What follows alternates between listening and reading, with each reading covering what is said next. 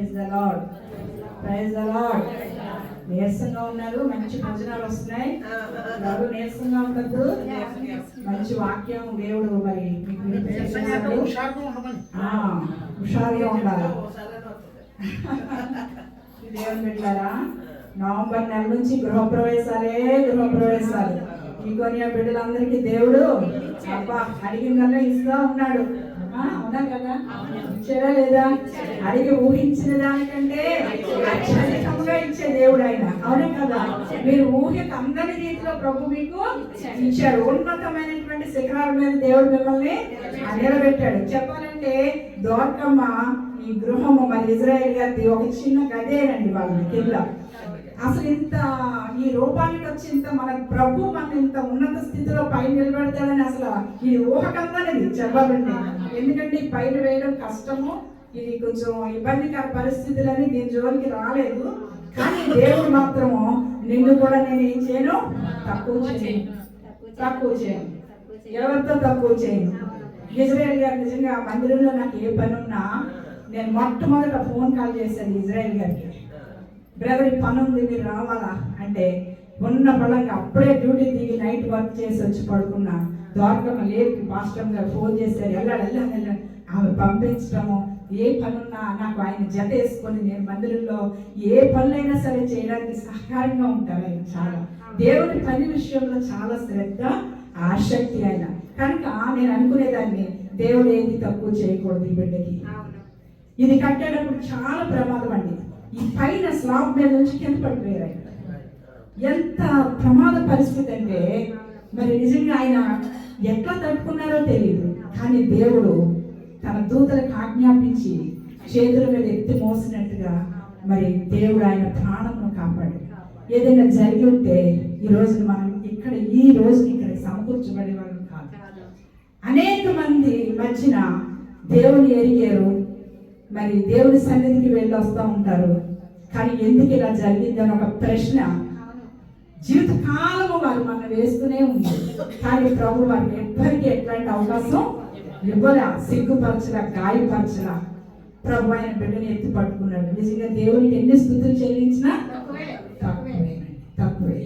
దేవుని బిడ్డలారా, దేవుడు మరి మీ అట్లా ఈ ఏదైనా ఒక మీటింగ్ మనము సమకూర్చబడ్డామంటే ఏ కుటుంబం నిమిత్తం మనం ఆ కుటుంబంలో సమకూర్చబడుతున్నామో ఆ కుటుంబీకులు మరి దేవుని వాక్యాన్ని కూర్చొని వినాల. కానీ వాళ్ళు ఏం చేయరు, ఆ కుటుంబం వాళ్ళు అసలు వాక్యం వినడానికి ఉండదు. వచ్చిన వాళ్ళని చక్కబెట్టుకుంటూ ఉంటారు, మర్యాదలు చేస్తూ ఉంటారు. చెయ్యాలా మన లేదా మాట కలకాలం ఉండిపోతుంది. కానీ వాక్యం వినడం కూడా అది కుటుంబానికి చాలా చాలా ఆశీర్వాదం. దేవుని బిడ్డలారా, దేవుడు అంటాడు మరి ఇల్లు యెహోవా ఇల్లు కట్టించని ఎడల దాన్ని కట్టువారి ప్రయాస చాలా వ్యర్థమేనండి. దేవుడు ఇల్లు కట్టాలి. లోకంలో కూడా ఏమంటారు, ఇల్లు కట్టి చూడు. ద్వారకం ముందు చక్క పెళ్లి చేసింది, తర్వాత మళ్ళా మంచిగా ఇంటిని ఈ పని పెట్టుకుంది. ఇది దేవుడు దగ్గర నుండి కట్టించాడు కనుక ఎలాంటి అపాయమో జరగలేదు. అలాగే దేవుడు మంచి గృహాలు అందరికి ఇస్తున్నాడు. అయితే మరి దేవుణ్ణి మరి మనం ఎట్లాగా స్తుతిస్తున్నాం, ఎట్లా కనపరుస్తున్నాం, దేవుడికి ఎలాగా కృతజ్ఞత తెలుపుతున్నాం? దేవుడు బిడ్డలారా, మంచిగా ఒక ఇల్లు కట్టాలంటే ఇప్పుడు ఈ రూపం వచ్చింది, ఇదంతా కూడా చూసి చాలా సంతోషపడుతున్నాం ఇక్కడ కూర్చొని. కానీ మనకి తెలియదు, కట్టేటప్పుడు ప్రయాస మనకి తెలియదు. మనం లోపలికి రాగానే అనుకుంటాం, ఒక నూతన గృహంలోకి వెళ్ళామంటే అబ్బా ఇది బాగా కట్టారండి, ఈ బెడ్రూమ్ బాగుంది. ఆ మెయిన్ ఆడవాళ్ళు అయితే కిచెన్ లోకి వెళ్ళిపోయి ఫస్ట్ కిచెన్ ఎట్లా కట్టారు, అబ్బాయి ఇది భలే కట్టారండి, ఇది భలే పెట్టారు సౌకర్యంగా, ఫస్ట్ కిచెన్ చూస్తూ ఉంటాం. అవునా కదా? కట్టుకునే వారు కూడా ఏం చేస్తారు, ఆడవాళ్ళ దగ్గరుండి ఆ కిచెన్ లో ఎట్లా సదుపాయమో ఎలా ఎక్కడ ఉండాలో ఆ పని సులువుగా అయిపోవాలంటే ఎంత చక్కగా దాన్ని డిజైన్ చేయాలో ఆ రీతిగానే ఆ కిచెన్ అంతా మంచిగా కట్టుకుంటారు, దగ్గరుండి చెప్పి చేయించుకుంటారు. అలాగే ద్వారకమ్మ చాలా ప్రయాసపడింది ఇంటి విషయంలో. ఆమె ఎక్కడికి వెళ్ళకుండా ఆ పొయ్యి ఆ గుమ్మలోనే పెట్టి అక్కడే వండుకుంటూ, చాలా మంది బిడ్డలు మా ఇంటికి వచ్చే ఉండండి అన్నా సరే ఉండకుండా ఆ దగ్గర అక్కడ కూలింగ్ లో ఉంది చూడండి, మొహం అంతా ఎట్లాగైపోయిందో, దోమలు కుట్టి అందులోనే పడుకొని చాలా ప్రయాసపడింది ఆ బిడ్డ. ఉదయం మేము 7 గంటలకి ప్రార్థన చేయడానికి రమ్మన్నప్పుడు వచ్చినప్పుడు చూడగానే షాక్ అయ్యాను తన మొహం చూసి. అయ్యయ్యో ఇలాగే అయిపోయింది రోగం అంతా. అంటే ఈ ఇంటి వరకు ఎంత ప్రయాసపడిందో ఆ బిడ్డల మొహం చూస్తే తెలుస్తుంది.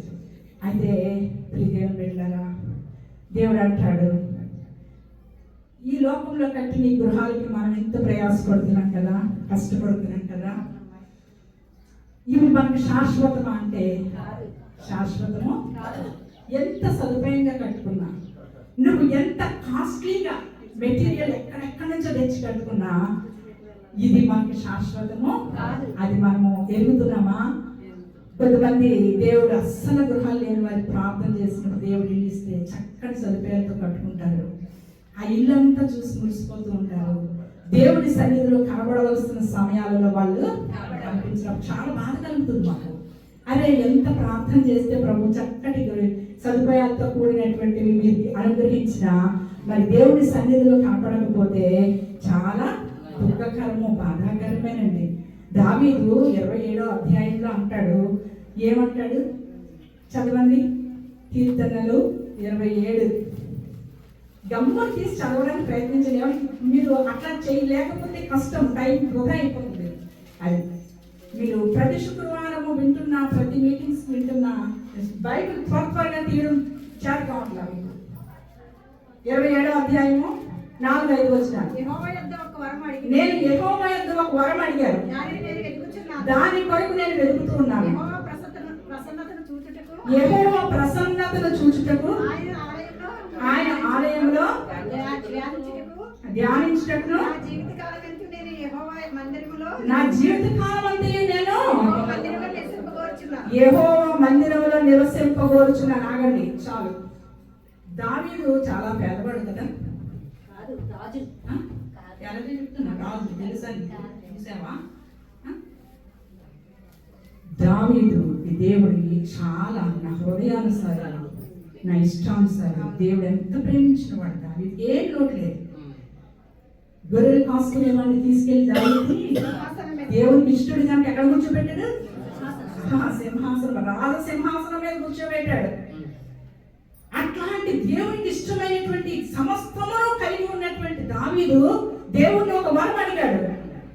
ఏమంటే ఆ వరం ఏంటిది? నా జీవిత కాలం అంతయు నేను ఆయన మందిరంలో నివసింపగోరుచున్నాను. ఎందుకు ఆయన మందిరంలో నివసించాలని? దావీదు ఎంతో సదుపాయాలతో, ఒక రాజు గృహం ఎట్లుంటుందండి? ఆ రాజుకి ఏమైనా తక్కువ ఉంటుందా? వాళ్ళ గృహాలు తక్కువ ఉంటాయి. మినిస్టర్స్ వాళ్ళ గృహాలు వాళ్ళు ఎట్లా ఉంటున్నారు? సినిమా యాక్టర్స్, రాజకీయ నాయకులు ఎంత సకల సదుపాయాలండి వాళ్ళే, ఎంత బాగా కట్టుకుంటున్నారు. చిన్న చిన్న చిన్న చిన్న వాటిల్లో ఉండే లోకంలో ఎంత లగ్జరీ బిల్డింగ్స్ కడుతున్నారు. ఒక రాజు గృహం ఎట్లుంటుందండి?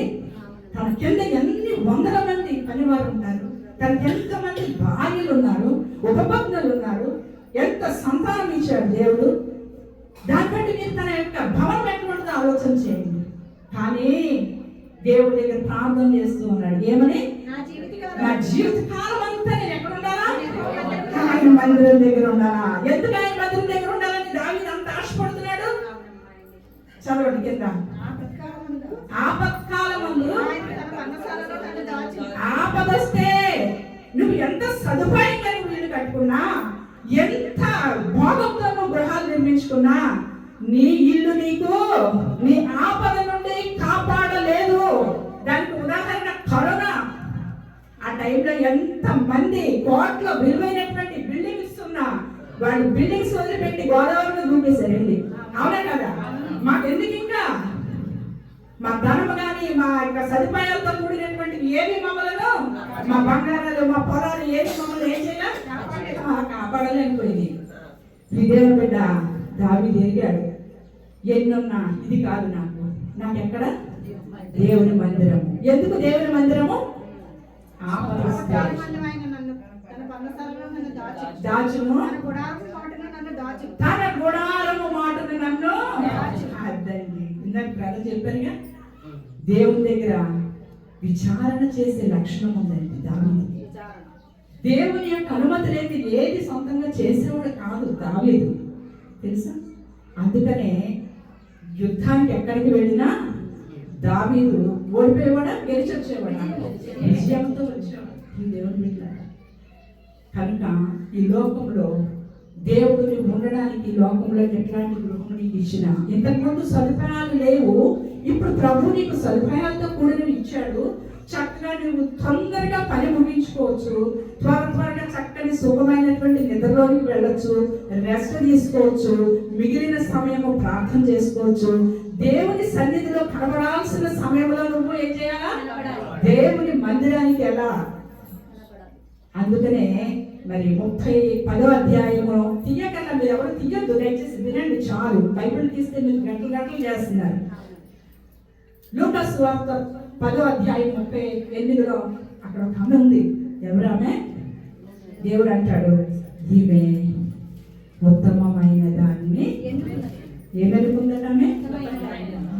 అక్కడ 2 స్త్రీలు ఉన్నారు, కానీ దేవుడు అంటున్నాడు ఒక ఆమెతో, ఈమె ఉత్తమమైన దానిని. ఈ రోజున మన జీవితాల్లో మనం ఎట్లాంటివి ఎదుర్కొంటున్నాం? దేవుని బిడ్డలుగా ఏమి ఎదుర్కొంటున్నాం? ఎందుకు ఆమె ఉత్తమమైనది ఎదుర్కొంది? కానీ దేవుడు ఎందుకు మంచి మాట అంటే నాకు చాలా ఇష్టం అండి. దాని కింద నాకు చదువు త్వరగా తీయగలిగితే చదవండి, లేకపోతే వద్దు. 10:38 లాస్ట్ లో ఉంటుంది ఉత్తమమైన. చివరి మాట కింద మాట కావాలి. 11వ అధ్యాయంలోకి వెళ్ళిపోతుంది దాని పై మాట. లోకా 10:38 చివరి లాస్ట్ మాట. దానిని ఎవ్వరు ఏం చేయలేరు. వినోద్ పాల్ తీసేవా? దాని కిందకి రావాలి. ఇంకా ఉత్తమమైనది అమ్మ, దానికి ఇంకా కిందకు వచ్చేయాలి. ఈయన ఉత్తమమైన దానిని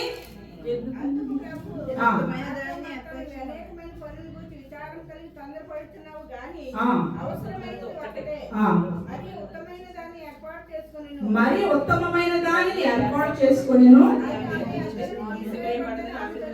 అది ఆమె యొద్ద నుండి. దేవుల్లో సరైనటువంటిది ఎన్నుకున్నావు అనుకో, నీ యొద్ద నుండి అది ఎవరు? మనకి దగ్గు వచ్చినా మందిరం మానేస్తాం, తుమ్ములు వచ్చినా మందిరం మానేస్తాం, తలనొస్తున్నా మందిరం మానేస్తాం, కొంచెం నీరసం వచ్చినా మందిరం మానేస్తాం. ఈ యొక్క గృహాలు నిర్మించుకోవడానికి మీరు ఎంత ప్రయాసపడ్డారో, ఎంత కష్టపడ్డారో మీ దేవుని బిడ్డలారా. ఇవి శాశ్వతము కాదని ప్రతి ఒక్కరికి తెలుసు. శాశ్వతమైనటువంటి గృహం మనకి దేవుడు ఇచ్చాడా లేదా? అది ఎక్కడ ఉంది? పరలోకమందు ఉంది. అందుకనే యోహాను సువార్త 14వ అధ్యాయంలో అంటాడు, ఏమంటాడు? నేను మీకు స్థలము సిద్ధపరచ వెడుచున్నాను, నేనుండు స్థలములో మీరు కూడా ఉండులాగునా. ఈ లోకంలో గృహాలే ఇంతలో ఉన్నాయి. దీని వరకు ఇంత కష్టపడిపోతున్నాము. మన రూపురేఖలే మారిపోతాయి. ఇది బిల్డింగ్ తయారయ్యేటప్పుడు ఒక ఇల్లు కట్టాలంటే. అందుకే ఇల్లు కట్టి చూడు, పెళ్లి చేయడం అన్నా ఈజీ అండి, చేసేయచ్చేమో. కానీ ఇల్లు కట్టడము చాలా కష్టం, చాలా కష్టం అండి. అవునా కదా? ఒకసారి బ్రదర్ వచ్చారు నా దగ్గరికి పొద్దున్న ఏదో పని మీద. ఆయన చూస్తే నాకు మధ్య లేదు. అదే టైంకి పాస్టర్ గారు ఫోన్ చేశారు. నాకు ఎందుకో ఫోన్ చేస్తే మాట్లాడుతున్నాను, ఇజ్రాయేల్ గారు వచ్చారండి. ఆయన చూస్తే ఆయనలో ఒక పెయింటర్, ఒక కార్పెంటర్, ఒక కాపీ పేస్త్రీ, ఒక కూలీ వ్యక్తి, ఎన్ని అవతారాలు ఆయనలో ఉన్నాయి. అంటే ఆయన రూపం అంతా కొంచెం పెయింట్ అంటుకొని ఆ సిమెంట్ ఉండి నిండా ఇలాంటి రూపంతో వచ్చారు ఆయన ఆ రోజు నా దగ్గరికి. గాబరాగా ఎందుకో పని మీద ఇన్ని అవతారాల్లో ఉన్నారండి ఆయన. అంటే ఇక్కడ కట్టే నిర్మాణాలకి మన రూపాన్ని ఏం చేస్తున్నాం? మన శరీరము, మన ఆరోగ్యాన్ని కూడగట్టుకొని ప్రయాసపడి దీన్ని సమకూరుస్తున్నాం. మరి పరలోక గృహమును సంపాదించాలంటే దాని కొరకు ఊరినే సంపాదిస్తామా? ఊరినే వచ్చేస్తుంది అది మనకి. మన జీవితం ఎట్లా ఉంటే ప్రభుత్వంలో నువ్వు ఎలా ఉంటే నువ్వు దాన్ని సంపాదించుకుంటావు. ఇది లోపల ఇల్లు లేకపోయినా అన్నింటిలో బ్రతకపోవచ్చు అండి, ఎలాగైనా ఏం పర్వాలేదు. కానీ మన జీవితం ముగిసిన తర్వాత దేవుడు ఇచ్చేటటువంటి ఆ దృఢమైనటువంటి పునాది గల ఆ పట్టణం. అర్థమైందా? మనకి దేవుడు సిద్ధపరిచిన గృహంలో మనం అక్కడ లేమనుకో, మన ప్రయాస అంతా ఏమైపోతే వ్యర్థము వ్యర్థము వ్యర్థం. ప్రసంగి చెప్పినట్టు సమస్తము వ్యర్థం. దేవుని బిడ్డలారా, జాగ్రత్త కలిగిన వారమై ప్రభువులో మనం ఏం చేయాలా? ముందుకు సాగాల. దేవుని వెంబడించాలా, దేవుని గణపరచాలా, దేవుని కీర్తించాలా, దేవుని స్తుతించాలా, దేవుని ఆరాధించాలా. మరి మార్కు సువార్తలో 2వ అధ్యాయం 2వ వచనంలో అక్కడ గృహం ఉందండి. ఏ గృహమో తెలుసా? అది ఏ గృహం? అది అక్కడ దేవుడు ఉన్న గృహం ఉంది. తెలుసా దేవుని బిడ్డలారా? దేవుడు మన ఇంట్లో ఉంటే అసలు అక్కడ ఆయన ఆ గృహంలో తల వాకిటినైనా నిలుచుంటాకు స్థలం లేదని ఉంటుంది అక్కడ మనిషి మాట. అర్థమవుతుందా? ఎందుకంటే ఆ ఇంటికి స్థలం లేదు, కనీసం వాకిట్లో కూడా స్థలం లేదట వచ్చిన జన సంతోషానికి. ఎందుకంటే అక్కడ ఎవరున్నారు? దేవుడు ఉన్నాడు. దేవుడు ఉన్నాడు. దేవుడు బిడ్డలారా, మన ఇంట్లో దేవుడు ఉన్నాడు అనుకోండి, అనేక మంది ఆకర్షితులు అవుతారు, అనేక మంది మనం ప్రేమిస్తారు, అనేక మంది మనం కలవడానికి వస్తారు, అనేక మంది అనేక సంగతులు వివరించుకోవడానికి వస్తారు, ప్రేయర్ రిక్వెస్ట్లు ఇస్తారు, నీతో ప్రార్థన చేయమని చెప్తారు, నీతో సహవాసం చేయాలని కోరుకుంటారు. ప్రియ దేవుని బిడ్డ, నువ్వు ఎంత విలాసవంతమైన ఇల్లు కట్టుకున్నా యేసయ్య కనుక ఆ ఇంట్లో లేకపోతే ఎవ్వరు మన ఇంటి ముఖము ఎవ్వరు చూడండి, ఎవ్వరు చూడండి. నీతిమంతుల గుడారములలో రక్షణను గూర్చిన ఉత్సాహం సునాదాలు పడతాయి. నీ గృహంలో అట్లా ఉండాలా. నువ్వు దేవుణ్ణి అంత కనపరచాలా. నీ ఇల్లు పైకి చూస్తున్నా, కిందకి చూస్తున్నా, ఇటువైపు చూస్తున్నా, అటువైపు చూస్తున్నా, నువ్వు కిచెన్ లో ఏ పని చేస్తున్నా అదే ప్రభు నాకు ఇచ్చిన గొప్ప భాగ్యం, ఎంత సదుపాయము. ఒకప్పుడు లేని ఇటువంటిది ఈ రోజు పొందుకున్నాను. ఇది కేవలం నా తండ్రి ద్వారా, నా తండ్రి నాకు ఇచ్చినటువంటి ఘనత. నేను అర్హురాలని కాదు, నేను కట్టలేమో అనుకున్నాను, నా స్థితిగతులు సరిపోవనుకున్నాను, నా పరిస్థితులన్నీ దేవునికి తెలుసు. కానీ ఇట్లాంటి గృహంలో ప్రభు నన్ను ఉంచాడంటే అది నా దేవుని గొప్పతనము అని నువ్వు దేవునికి కృతజ్ఞురాలై ఉండాలా. దేవుని సన్నిధిలో కనపడాల్సిన పరిస్థితులలో అటు దాసుడు అంటాడు, ఏమంటాడు? నీ ఇంటిని గూర్చిన ఆసక్తి నన్ను భక్షించేస్తుంది. నీకు ఆ అసలు భక్షించడం అంటే ఏంటి? తినేస్తుంది ప్రభు నన్ను ఆశ. దేని కొరకు? నీ ఇంటి కొరకు, నీ ఇంటి కొరకు. నీకు అట్లాంటి దేవుని కొరకైన ఆశ ఉంటుందా? అట్లాంటి ఆశ ఉండాలా. సకల సదుపాయాలు ప్రభు ఇచ్చిన తర్వాత హాయిగా దేవుని మర్చిపోయి దేవునికి దూరస్తులమై మనం ఉండకూడదు. ప్రియ దేవుని బిడ్డలారా, దేవుడు ఒక సహోదరి సాక్షి చెప్పాలి కొంచెం మాటలతో. మీకు ఏం లేదు, పరిస్థితి చాలా ఇబ్బంది. మేము చూసినప్పుడు చాలా దేన పరిస్థితి వారి గృహము. వాళ్ళు ఒక చోట అద్దెకే ఉంటున్నారు. మా ఇంటి కొరకు ప్రార్థన చేయండి, దేవుడు ఒక ఇల్లు కట్టుకుందాం అంటే పరిస్థితులు ఏం బాగోలేదు, కానీ మా వల్ల అయితే కాదు ఇప్పుడున్న పరిస్థితుల్లో అని చెప్పినప్పుడు పాస్టర్ గారు నేను ప్రార్థన చేశాను ఆ బిడ్డ కొరకు. నిజంగా దేవుడు నీకు మంచి గృహం ఇస్తాడమ్మా అని చెప్పేవారు ఆయన. ఆమె నవ్వుకునేదంట, ఏమీ లేదు, డబ్బు లేదు, ఏం లేదు, ఈయన ఇల్లు ఇస్తాడు అని అంటున్నారు. కానీ అది ఒట్టి మాటలాగా మరి అదే అబ్రహాం భార్య షారా నవ్వుకున్నట్టు ఆమె కూడా మనసులో నవ్వుకునేదంట పాస్టర్ గారు చెప్పి ప్రతిసారి. కానీ దేవుడు ఆమెకు మంచి గృహం ఇచ్చాడు. ఆ గృహం ఇచ్చినప్పుడు వారు ఒక దైవజనుడు వచ్చారు. ఆ దైవజనుడు చెప్పిన వాక్యం అసలు వినాలి. అందుకే నేను చెప్తున్నా, మనం మీటింగ్ పెట్టుకొని కలిగి ఉంటున్నామంటే ఏంటి ఈరోజు నా ఇంటి కొరకైనా అటువంటి మాట దేవుడు ఏం మాట్లాడుతూ ఉన్నాడు. దేవుడు దాసు చెప్పారు, చూసారు, కుటుంబంలో స్వస్థత ఉంటుంది, సమాధానం ఇస్తాడు. చెప్పారా లేదా? మాటలు దేవుడి కొరకు చెప్పారా లేదా? కానీ కుటుంబం వారు వినకపోతే ఇక దేవుడు ఏం మాట్లాడి వెళ్ళాడో వాళ్ళకి తెలియదు. పనుల్లో పడిపోతాం, చక్కబెట్టుకోవడంలో పడిపోతాం, ఆలయాన్ని చక్కబెట్టుకోవడంలో పడిపోతాం, ఒళ్ళు అలసిపోద్ది, దేహం అలసిపోద్ది, ఇక అట్లా దినాలు గడుస్తూ ఉంటాయి. అయితే ఆ రోజు వారు ఆ వాక్యం వినలేదు. కానీ ఆ రోజు మీటింగ్కి వచ్చిన మాకు అందరికీ చాలా ఆ వాక్యం గుండెల్లో అలా భద్రంగా దాచుకున్నాం. ఆ దాసుడు చెప్పాడు, దేవుడిచ్చిన సదుపాయాలను బట్టి ఆయన స్తుతించి జ్ఞాపరచకపోతే ఒక కుటుంబం కొరకు మేము ప్రార్థించినప్పుడు దేవుడు మంచి గృహం ఇచ్చినప్పుడు వారు దేవుడి మందిరానికి దూరమైన తర్వాత ఖాళీ లేదు. ఆ టైల్స్ పడుకోవడమే సరిపోతుంది, ఆ కిటికీ తడగొట్టు పెట్టడమే సరిపోతుంది. ఆ భుజం దురపడమే సరిపోదు, ఆ గోడ కట్టుకోవడమే సరిపోదు. ఎంత సదుపాయంగా కట్టుకుంటామో అంటే అలాగే మన ఉన్న ఆరోగ్యం అంతా ఏం చేయాలా? సగం ఆరోగ్యం ఏమో కట్టడానికి, మిగిలిన సగం ఆరోగ్యం దాన్ని ఏం చేయాలా? ఇక శుభ్రమే శుభ్రం శుభ్రం శుభ్రం పని అవ్వదు తెవలదు అంటారు ఈ ఆడవాళ్ళు. నాకు వింటున్నాను కదా, నాకు చాలా మనసుకి కోపంతో చాలా మండుతుందండి హృదయం. మీకు అర్థం కాదు. దాంతోనే ఏడుస్తున్నారు చాలా మంది, దేవుడికి దూరం అవుతున్నారు. దైవ సన్నిధికి కూడా క్రమంగా రావట్లా, టైంకి రావట్లా, దేవుడిని సిగ్గుపరుస్తున్నారు దేవుడి నామాన్ని. ఒక్క ఆదివారం దైవ మందిరానికి మీరు ఎన్నింటికి వస్తున్నారు మీరు పరీక్షించుకోండి. దేవుడు కనుక నీ ఇంటి విషయంలో కొంచెం అశ్రద్ధ చేశాడంటే, నీ ప్రార్థన వినకపోతే ఈ స్థితిలోకి మనం రాము.